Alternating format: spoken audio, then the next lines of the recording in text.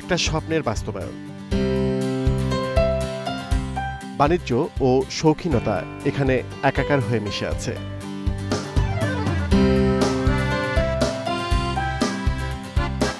নান্দনিক সৌন্দর্যের গরুগুলোই এখানকার অন্যতম আকর্ষণ।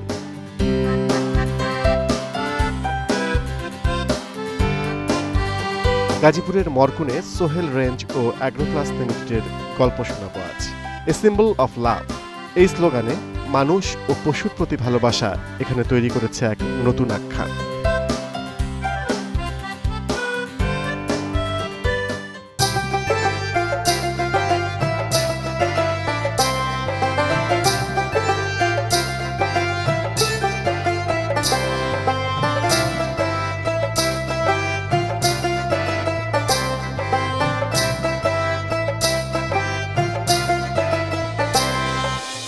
গ্লোবাল কৃষিতে সবাইকে স্বাগতম। মানুষের শখের কিন্তু শেষ নেই, যেমন আমার শখ এখন ঘোড়ায় চড়া। এছাড়াও আরও বিভিন্ন জনের বিভিন্ন শখ আছে। আমাদের সোহেল ভাইয়ের শখ হচ্ছে একই খামারে বিভিন্ন ধরনের পশুপালন। এ কারণেই আমরা চলে এসেছি সোহেল রেঞ্জ অ্যান্ড এগ্রোপ্লাসে। প্রিয় দর্শক, আজকে আমরা সোহেল রেঞ্জ অ্যান্ড এগ্রোপ্লাস ঘুরে ঘুরে দেখবো এবং জানবো এই খামারের আদ্যপ্রান্ত। আমাদের সাথেই থাকুন।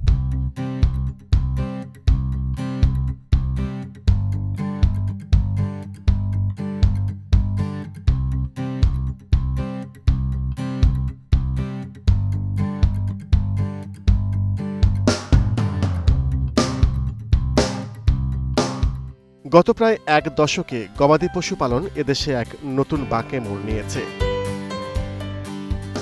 বিভিন্ন আধুনিক খামারগুলো এই খাতকে রীতিমতো একটি ইন্ডাস্ট্রিতে পরিণত করতে চলেছে। এখন সাথে প্রয়োজন সরকারি পৃষ্ঠপোষকতা, তাহলেই রয়েছে উজ্জ্বল ভবিষ্যৎ। এই সেক্টরে আসার একটা কারণ ছিল, ছোটবেলা থেকে আমার গরু মহিষ এই ধরনের প্রাণীর প্রতি আমার বিশেষ একটা আকর্ষণ ছিল।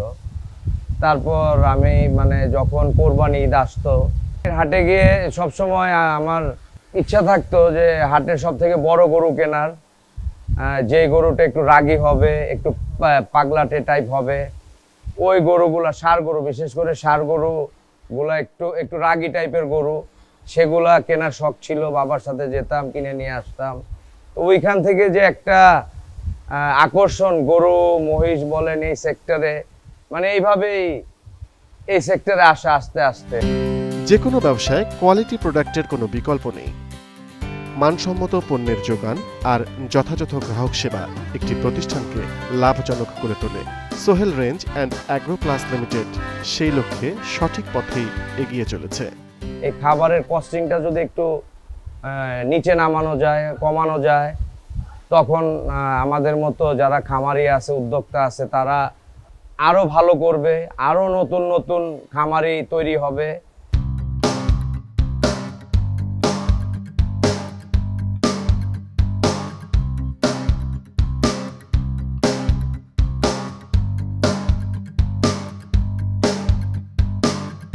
কোয়ালিটি মাংস দিতে হবে।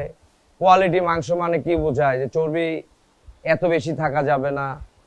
অনেক খামারি আছে যারা খাবারের মধ্যে ভেজাল করে, ইভেন ইনজেকশন দিয়ে, যে খুব শর্ট টাইমে ইনজেকশন দিয়ে গরুকে মোটা তাজাকরণ করা। বাট আমাদের টার্গেট হলো, গরু তৃণভোজী প্রাণী, গরুর প্রধান খাদ্য হলো ঘাস। গরুকে ঘাস দিতে হবে ভালোভাবে, দানাদার। গরুর দেখভাল ভালো করে করতে হবে। গরুকে সব সময় ভালো ডাক্তার নিয়ে এসে ওর হেলথ চেক আপ করতে হবে। সব কিছু মিলিয়ে একটা ভালো গরু তৈরি করতে পারলেই কিন্তু আমি আমার কাস্টমারকে দিতে পারলাম ভালো একটা প্রোডাক্ট। সাথে আমাদের টার্গেট থাকবে প্রোডাক্ট উইথ রিজনেবল প্রাইস।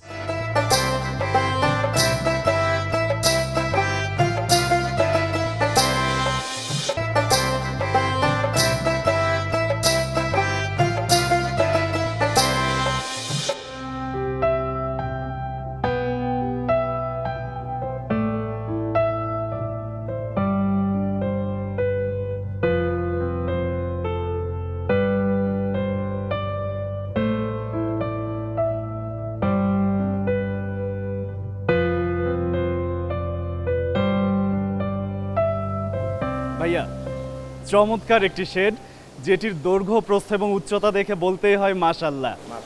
এবং চতুর্দিকেই লেখা দেখতে পাচ্ছি যে মাশাআল্লাহ, এটি কেন লেখা? মাশাআল্লাহ মানে লাইক কি বলবো, ব্লেসিং। ভাইয়া এত বড় একটা শেড, এখানে কি পরিমাণ জমি নিয়ে আপনি এই শেডটি তৈরি করেছেন? এই শেডটি এখন আপাতত যেটা ফ্যাটেনিং এর শেড, এটা 15,000 স্কয়ার ফিটের মতো। খুবই সুন্দর একটি শেড। এবং আমি একটা বিষয় খেয়াল করলাম যে ভীষণ পরিচ্ছন্ন। এই যে পরিচ্ছন্নতাটা কিভাবে মেনটেন করেন? পরিষ্কার পরিচ্ছন্নতার জন্য আলাদা লোকই রাখা আছে, যে নিট এন্ড ক্লিন থাকতে হবে। কারণ গরু এমন একটা সেনসিটিভ প্রাণী, ওদের যদি পরিষ্কার পরিচ্ছন্ন জায়গায় না রাখা হয়, ওদের খোরা রোগ হবে, না হয় ওদের স্কিন ডিজিজ হবে, না কিছু একটা হবে। তার মানে এই খামারটি হচ্ছে আপনার একটি সুপরিকল্পিত পরিকল্পনা। আলহামদুলিল্লাহ। প্রত্যেকটি পরিকল্পনারই আসলে একটা পূর্ব পরিকল্পনা থাকে। True. এই খামারটি করার আগে বা এই শেডটি তৈরি করার আগে সে ধরনের কোনো পরিকল্পনা ছিল যে আমি এইভাবে তৈরি করব, এই ফ্যাসিলিটিস রাখবো? প্ল্যান করলাম, মাথায় নিলাম যে আমি খামার করব। তখন আমার আর্কিটেক্ট আছে, আমার সিভিল ইঞ্জিনিয়ার আছে, তারপর যারা খামার সেক্টরে আছে, সবার সাথে কথা বলে সবার থেকে ইনফরমেশন নিয়ে কিভাবে খামারের হাইটটা কতটুকু হলে ভালো হয়, ওর মানে গরুগুলা যাতে ঠিকমতো বাতাস পায়, এর জন্য ফ্যানের ডিস্টেন্সটা কেমন হবে, সব এ টু জেড মানে একদম স্টাডি করে আমরা গ্রুপ ওয়াইজ কম্বাইন্ডলি আমরা এই খামারটা করেছি। ভাইয়া আমার যদি ভুল না হয়ে থাকে, আমি এখানে দুটি ব্রাহ্মা দেখতে পাচ্ছি। এগুলো কি প্রাপ্তবয়স্ক না অপ্রাপ্তবয়স্ক? এগুলো এখনো বাচ্চা, আপনার এটা তো ছোট, 5 মান্থস অনলি। এটা 1 বছরও হয় নাই। হ্যাঁ, এটা মেল, এটা ফিমেল, 100% পিওর ব্রাহ্মা। তারপর এইখানে আছে আমাদের, এটা হলো হাসা। আচ্ছা, হ্যাঁ, পাকিস্তানি হাসা। এটাও একটা পাকিস্তানি ব্রিড। এটা কি জাতের? এটাও mix Brahma, but or percentage below 30%। আচ্ছা, তার মানে একটা সংকর জাতের গরু। Yes, right. ওইদিকে ভাই আরো অনেক গরু দেখতে পাচ্ছি, চলেন ওদিকে দেখি। চলেন যাই, লেটস গো।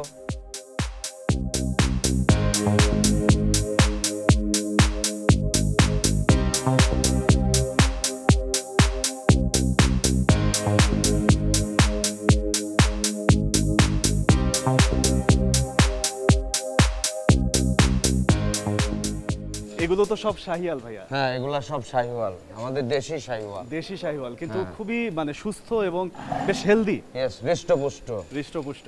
ভাইয়া এদিকে যে গরুগুলো দেখতে পাচ্ছি, জি, এই গরুটা কিন্তু দেখতে আমার অনেক বেশি ভালো লেগেছে, স্পেশালি এটার যে কুচটা, এটা মনে হচ্ছে যে অন্য 8-10টা গরু থেকে ওকে আলাদা করছে। Yes, right. এই সম্পর্কে জানতে চাই যে এটি কয় দাঁত?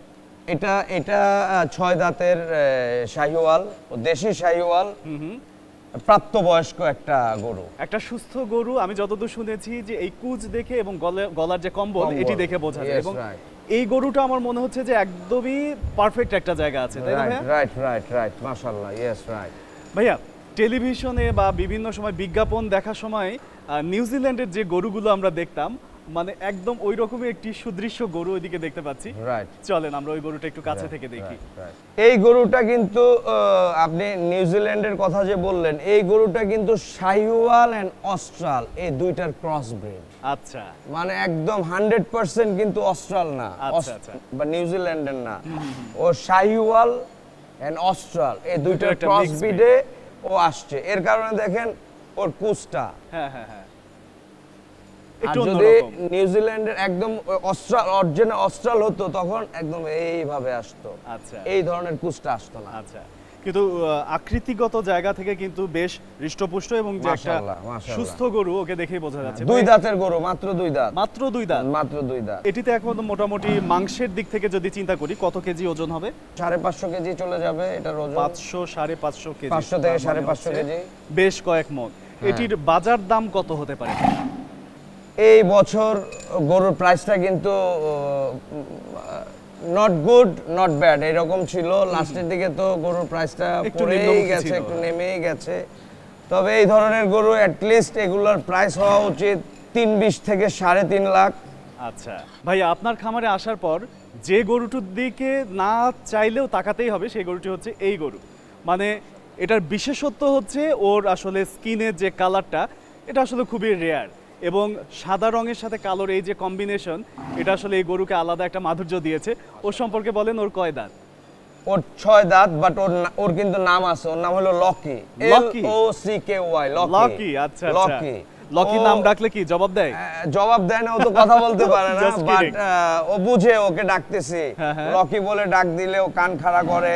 আচ্ছা, হ্যাঁ, ও খুব ভদ্র একটা গরু। হ্যাঁ, ও যে সুন্দর করে বসে আছে দেখেই বোঝা যাচ্ছে যে আসলেই ভদ্র। এবং লকিকে কতদিন থেকে আপনার কাছে? লকি আমার কাছে আছে লাস্ট 1 ইয়ার। লকি তুমি উঠো উঠো উঠো উঠো উঠো, 1 বছর ধরে আছে। 1 বছর? 1 বছর, 1 বছরও বেশ খানিকটা সময়। লকির তাহলে লকিরও কিন্তু দেখেন এই যে লকি উঠে গেছে, কিন্তু দ্যাট মিন্স লকি কিন্তু আমার কথা বুঝতে পেরেছে। একদমই তাই, এবং একই সাথে লকি বসা অবস্থায় যতটা না সুন্দর, ও দাঁড়ানোর পরে কিন্তু আরো অনেক বেশি সুন্দর। এবং ক্রেতাদের কাছে আসলে গরুর সৌন্দর্যটাও কিন্তু একটা ব্যাপার, very important, very very important. ভাইয়া, এইদিকের এই কালো গরুটাও কিন্তু বেশ সুন্দর। জি, এটা ব্ল্যাক শাহিওয়াল। ব্ল্যাক শাহিওয়াল, জি। ও খুবই অ্যাগ্রেসিভ, খুবই অ্যাগ্রেসিভ। অ্যাগ্রেসিভ হলো, ওকে দেখতে কিন্তু একটা অন্যরকম সৌন্দর্য ওর মধ্যে রয়েছে। এবং এই গরুকে দেখে, ওর চোখ, নাক সবকিছু দেখে গ্রামগঞ্জে কিন্তু মানুষের চোখে, যাদের চোখ বড় বড়, তাদের সাথে তুলনা করা হতো গরুর চোখের। গরুর চোখের এই সৌন্দর্যের কারণেই। এবং ওর নাকেও কিন্তু বিশেষ একটা ব্যাপার রয়েছে, এবং একটা তেল তেল করছে। এটির কারণ কি ভাইয়া? গরু সুস্থ না অসুস্থ এটা ইজিলি বুঝার একটা ওয়ে হলো, যে গরুর নাক ঘামবে, এরকম মানে ভেজা ভেজা থাকবে, ভাবতে হবে গরুটা সুস্থ। আর যে গরুটার নাক শুকনা থাকবে, শুষ্ক থাকবে, ভেজা ভেজা থাকবে না, বুঝতে হবে ওই গরুটা অসুস্থ, সামথিং ইজ প্রবলেম। আচ্ছা, প্রবলেম ইনসাইড। ওকে, ডিহাইড্রেশন বা যে কোনো কিছু একটা প্রবলেম। হ্যাঁ, গরু। আপনার খামারে তো এত এত মাশাআল্লাহ মাশাআল্লাহ গরু, যে একটা দেখে আরেকটা দেখার লোভ সামলানোই যাচ্ছে না। আমি তাড়াতাড়ি চলে যাচ্ছি আরো মাশাআল্লাহ গরু দেখতে। মাশাআল্লাহ মাশাআল্লাহ, আসেন।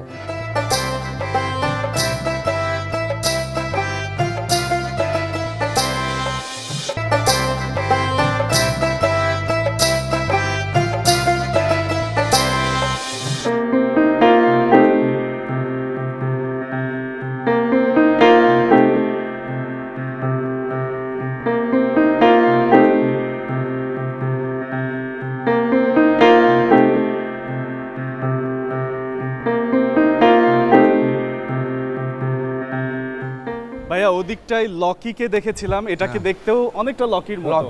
এর কি আলাদা কোনো নাম আছে? না, এটার আলাদা কোনো নাম নাই, বাট এই টেক্সচারটাকে অ্যাকচুয়ালি বলে Bangla link texture. Bangla link? Bangla link texture. ওর কয় দাঁত? ওর 4 দাঁত। 4 দাঁত? 4 দাঁত। ওকে কতদিন আগে থেকে আপনি লালন পালন করছেন? ওকে 1 বছর ধরে আমি লালন পালন করছি লাস্ট। আচ্ছা, এই যে পরেরটাও দেখতে পাচ্ছি, খুব সুন্দর একটি গরু। এটা পাকিস্তানি শাহিওয়াল। পাকিস্তানি শাহিওয়াল? জি, এটাও পাকিস্তানি শাহিওয়াল। আচ্ছা আচ্ছা আচ্ছা। ওদের কতটি করে দাঁত? ওদেরও 4 দাঁত। আচ্ছা, ওর যদি বাংলা লিঙ্ক নাম হয়, ওর কিন্তু নাম হওয়া উচিত ছিল চিতাকাঠ বা চিতাবাঘ, এটা কিছু একটা। খুব সুন্দর টেক্সচারটা চিতাবাঘের মতো। একদমই একদমই, একদম খুব ডিফারেন্ট একটা টেক্সচার। খুবই ডিফারেন্ট, মানে সচরাচর এরকম গরু আসলে দেখা যায় না, একদম রেয়ার। তো ওর কয় দাঁত? ওরও 4 দাঁত। 4 দাঁত, মানে এই সিরিয়ালে যেগুলো আছে মোটামুটি সবগুলোরই 4 দাঁত। 4 দাঁত। আর এটাও তো মনে হয় পাকিস্তানি? পাকিস্তানি। আচ্ছা, পাকিস্তানি শাহিওয়াল। এটাও আবার একটু অন্যরকম।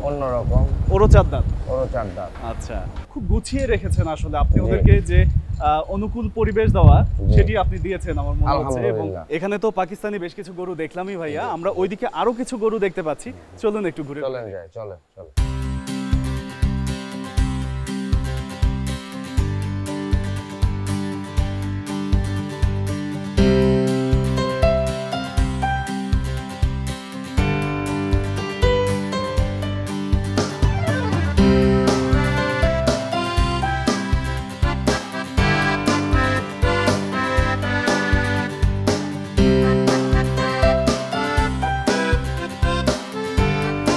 আপনার এখানে আসলে জাতের এত ভিন্নতা দেখে, মানে যেটাই দেখছি সেটা দেখে মুগ্ধ হচ্ছি। মাশাআল্লাহ, থ্যাংক ইউ। এই ব্রাহ্মাটা কোন দেশি ভাইয়া? এটা ফ্রম টেক্সাস।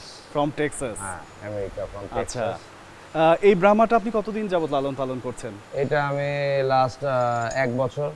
আচ্ছা, 1 বছর। জাতের কথা যেহেতু আসলোই, আমার জাত বিষয়ে আরো একটা জানার বিষয় আছে আপনার কাছে, সেটি হচ্ছে আপনি জাত নির্বাচনের ক্ষেত্রে কোন কোন বিষয়গুলো খেয়াল রাখেন? আমি জাত নির্বাচনের ক্ষেত্রে যখন আমি একটা গরু পছন্দ করি তখন আমি ফার্স্টে দেখি গরুটার কম্বল। আচ্ছা, ঠিক আছে, গলা, হ্যাঁ গলা কম্বল। তারপর দেখি ওর নাভি। তারপর দেখি ওর কুজ।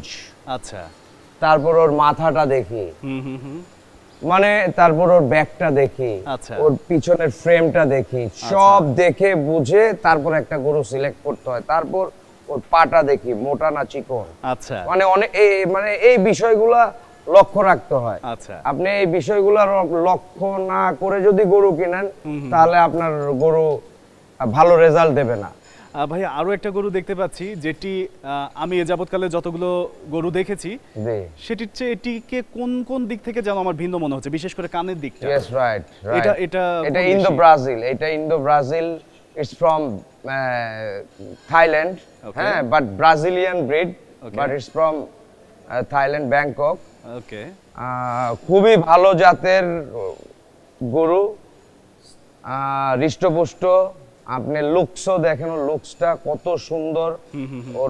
ওর যে ব্ল্যাক যে কালারটা আছে, ব্ল্যাকের সাথে আপনার একটা রেডিশ, মানে মনে হচ্ছে golden, black and gold red something, এই টাইপের একটা কম্বিনেশন আছে।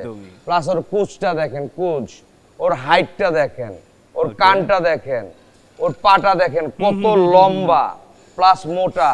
ওর পিছনের ব্যাকটা দেখেন, ওর পিছনের ব্যাকটা হলো আপনার ট্রিপল ফ্রেম, ডাবল ফ্রেম না, ট্রিপল ফ্রেম। আচ্ছা, প্লাস আপনি এইখান থেকে যদি দেখেন না, এভাবে কিন্তু আপনি দেখেন ওই সাইডে দাঁড়ালে আপনাকে দেখা যাবে না, শুধু কুচটা দেখা যাবে। একদমই, মানে এই যে অনেক বড় হিউজ গরু এটা। এটার নাম আপনি বললেন ইন্দো ব্রাজিল। ওকে, ও দেন আপনি এই গরুটা সম্পর্কে একটু বলেন। এটাও ব্রাহ্মণ, হ্যাঁ, এটাও খুব বড় জাতের, সেম লাইক ওইটাও ব্রাহ্মা, দিস ইজ থাই ব্রাহ্মা। আচ্ছা, এটাও থাইল্যান্ডের? হ্যাঁ, থাইল্যান্ডের থাই ব্রাহ্মা। আর থাই ব্রাহ্মার একটা বিশেষত্ব হলো ওরা অনেক উঁচু হয়, উঁচু লম্বা হয়, হিউম্যানের সাথে মনে বেশ ফ্রেন্ডলি। হ্যাঁ, ফ্রেন্ডলি। ভাই ওইদিকে আরো একটা গরু দেখতে পাচ্ছি। আরেকটা আছে, এটাও থাই ব্রাহ্মা। আচ্ছা, হ্যাঁ, ওর কুচটা দেখেন কত বড়, কত চওড়া, কত বড়। আপনি কুচটা এমন করা যায়, এই দেখেন। হ্যাঁ, কুচটা মনে হয় এটা উঠাইতে গেলে মানে এনার্জি চলে যাবে, এরকম আপনি উঠিয়ে দেখেন কত ভারী। ইয়েস, রাইট, একদমই তাই। হ্যাঁ, এবং খুবই সুন্দর রঙের। তো ও কিন্তু আরো বেশি হেলদি ছিল। লাস্ট আপনার 1 সপ্তাহ ধরে ও একটু পায়ে ব্যথার কারণে একটু ওয়েটটা কমে গেছে। আচ্ছা, তো আস্তে আস্তে এখন ভালোর পথেও। আর গরুকে সবসময় ভালো ডক্টর দিয়ে দেখাতে হবে। অনেকে চিন্তা করে আমি ছোটখাটো ডক্টর নিয়ে আসবো, ছোটখাটো ডক্টরকে নিয়ে আসলে টাকা কম নেবে, হ্যাঁ, কিন্তু সে একটা ছোট ডক্টর নিয়ে আসলো, টাকা কম দিল, তারপর তার যে একটা 1 লক্ষ টাকার গরু যে চলে গেল হাত থেকে, এই জিনিসটা কিন্তু অনেকে বোঝে না। আপনি যদি যারা নতুন খামার করতে চাচ্ছে বা উদ্যোক্তা হতে চাচ্ছে তাদের ব্যাপারে কোনো পরামর্শ দিতে চান, দিয়ে দিন। অবশ্যই আমার অ্যাডভাইস হলো যে যারা নতুন উদ্যোক্তা হতে চায় বা নতুন খামার করতে চায় তারা অ্যাট লিস্ট 2 থেকে 3 বছর ফিল্ড ওয়ার্ক করা উচিত। বিভিন্ন হাটে যাওয়া উচিত, বিভিন্ন খামারে যাওয়া উচিত, বিভিন্ন খামারিদের সাথে কথা বলা উচিত, তাদের ডিজিটালি আপনার ইউটিউব চেক করা উচিত, বিভিন্ন টিভি চ্যানেল চেক করা উচিত, তাদের স্টাডি করা উচিত। সব কিছু শেষ করার পর সে যখন মনে করবে যে না, নাও আই ক্যান ডু, 1টা থেকে 2টা, বড় জোর 3টা 4টা, এর বেশি যাওয়া উচিত না। আর গরু পালতে গেলে তার মাথায় ফার্স্টেই থাকতে হবে কাঁচা ঘাস এন্ড কাঁচা ঘাস। আচ্ছা, এইটা ছাড়া কোনো খামারি বা নিউ কামার যারা আছেন তারা যদি খামার করতে চান অবশ্যই এটা ছাড়া লসে পড়বেন।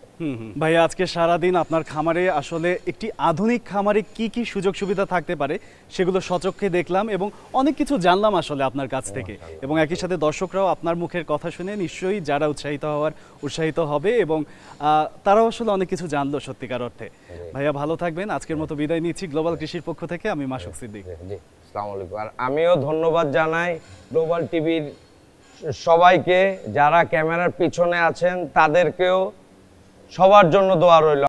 কৃষি বিষয়ক আপনার যে কোনো সমস্যার সমাধান জানতে এবং আমাদের অনুষ্ঠান সম্পর্কে আপনার মতামত জানাতে লিখতে পারেন এই ঠিকানায়। প্রযোজক গ্লোবাল কৃষি, 189/A, তেজগাঁও শিল্প এলাকা, Dhaka 1208।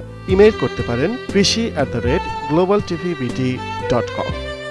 Sohel range and agro প্লাসে আমরা বর্ণিল জাতের গরু যেমন দেখেছি এবং একই সাথে আমরা দেখেছি শুধুমাত্র সদিচ্ছা থাকলেই মানুষ একটি শেড কত পরিষ্কার পরিচ্ছন্ন এবং পরিকল্পিতভাবে পরিচালনা করতে পারে। প্রিয় দর্শক, আমরা আশা করছি আমাদের এই আয়োজন থেকে আপনারা অনেক কিছু শিখেছেন। প্রিয় দর্শক, আগামীতে দেখা হবে আবারও কৃষি বিষয়ক অন্য কোনো বিষয়বস্তু নিয়ে। সে পর্যন্ত সবাই ভালো থাকবেন, সুস্থ থাকবেন। বিদায় নিচ্ছি গ্লোবাল কৃষি থেকে। আজকের মতো আমি মাসুক সিদ্দিক।